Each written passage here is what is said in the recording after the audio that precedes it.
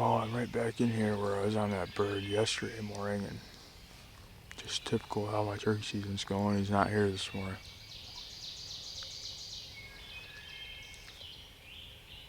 Don't know where he is. I didn't hear any birds this morning.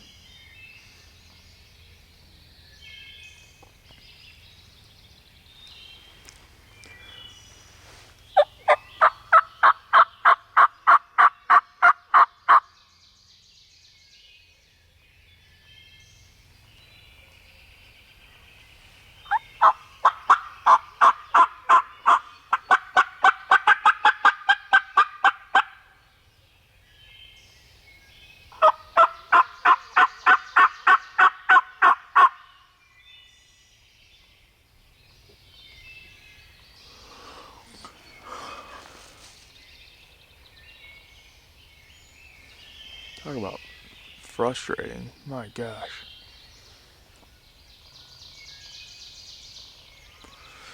Well, no sense wasting our time here. We might as well see if we can go find a turkey.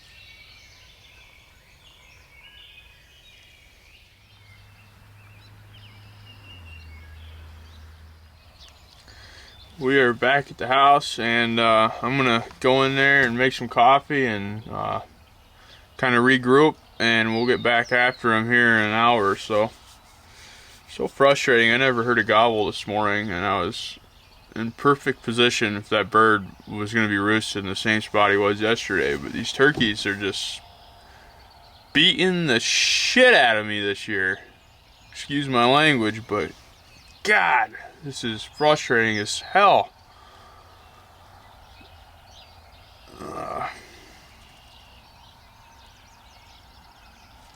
We'll get a cup of coffee and see what we can do after that. Okay, everybody. So I was back at the house, came outside and I heard a bird gobble behind the house. It sounds like it's up in Brian's field. So I drove the gator down here to the bottom of the hill by the gas well. And I'm trying to come up this. There's a ravine where a creek runs down through. I'm coming up this, and that bird is hammering out there. I don't know if he's all by himself or what, but I called to him as soon as I got up here.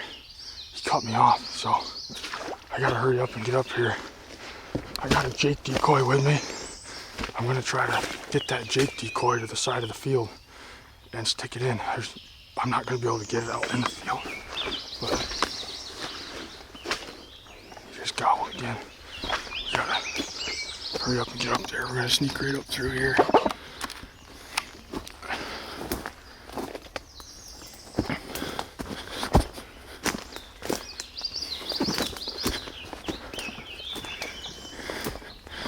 Okay, I'm just gonna try to get this Jake decoy up to that fence line right there.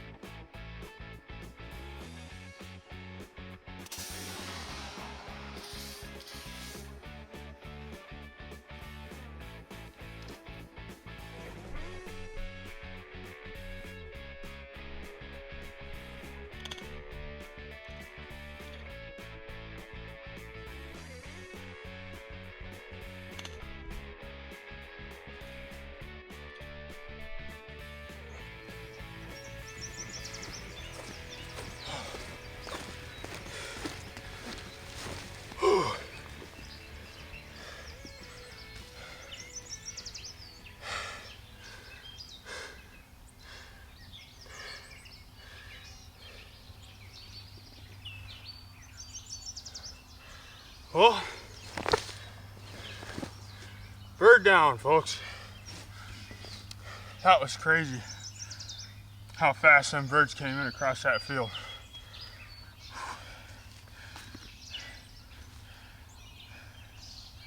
I winged them on that first shot, but took quite a few.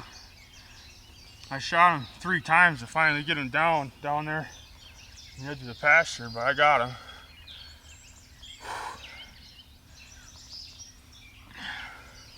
The old Jake decoy did it. They came up over this knoll and seen that Jake decoy and it was over. I'll get it set up in the light for you. That was quick.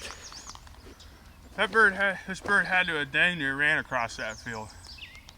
And I think I've seen a few more with it behind it, but this is the first one that I actually wasn't ready for them. They came up and my gun was still sitting against a tree.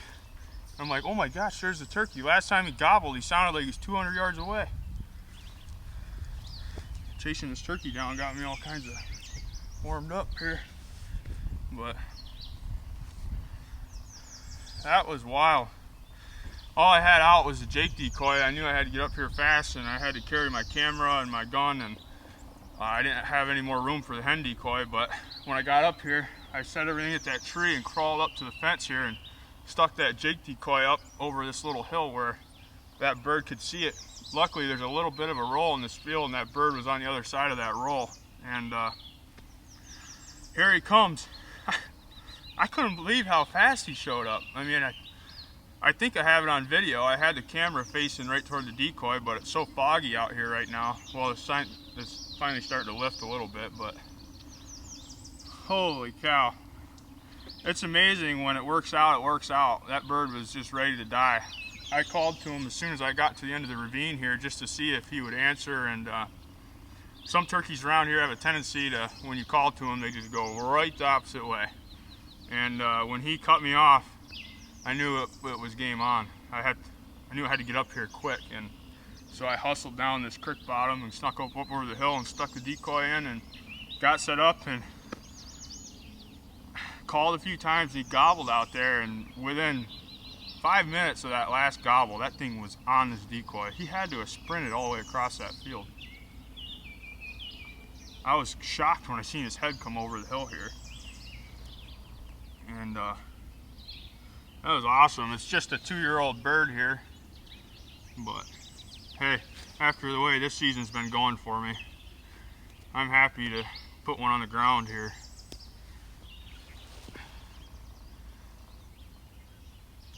Missing a few tail feathers, but got nice barb feathers back here.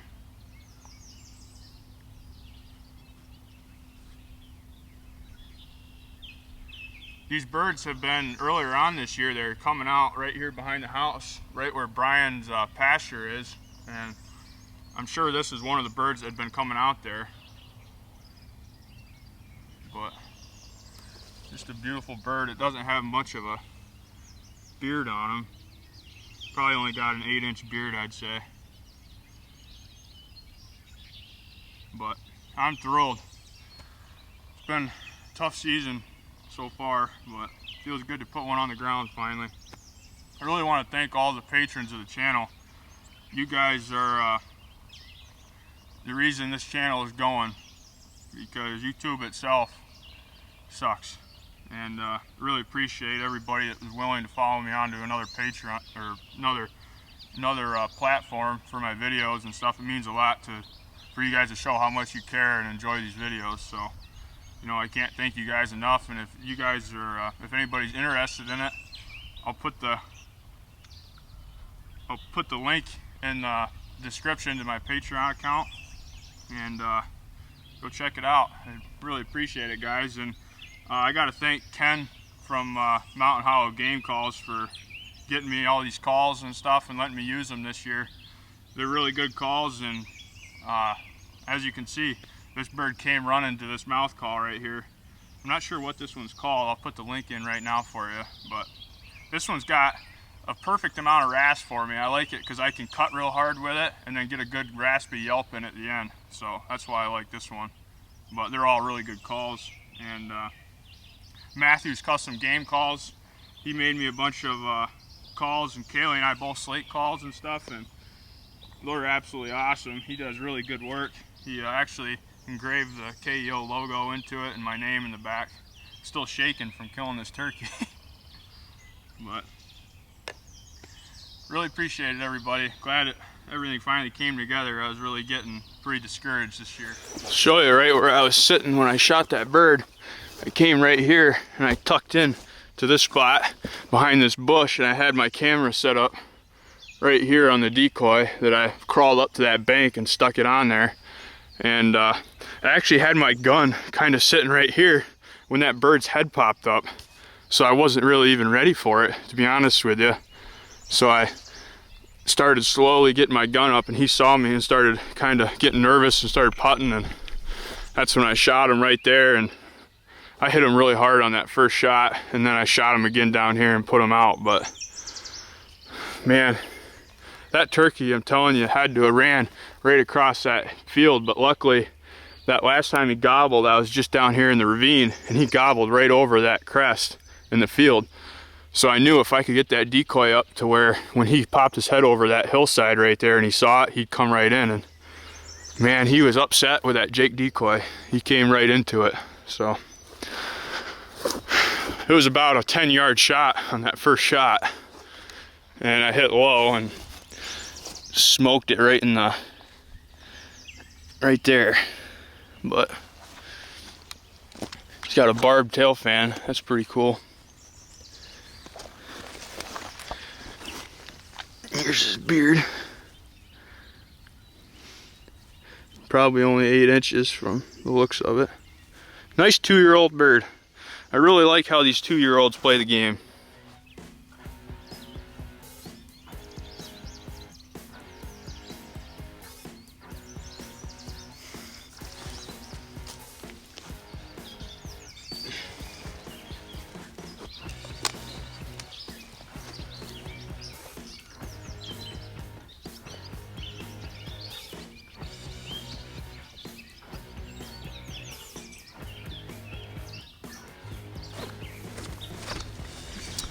Guess I better grab this too, huh?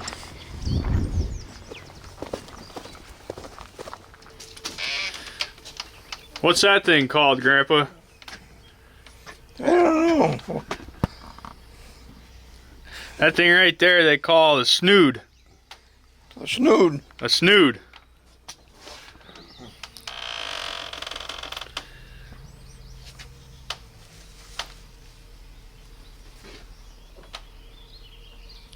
It's a big bird. God, you hit him pretty good.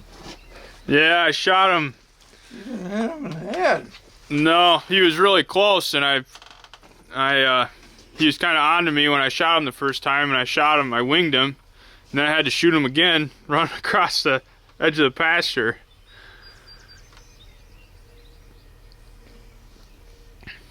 He certainly got a lot of colors on his head and neck. There's the spurs right there. Mm-hmm.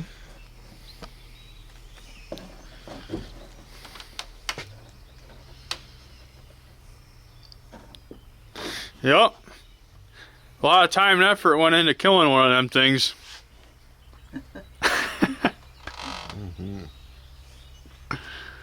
Well, now that you got one, you'll probably see one every day.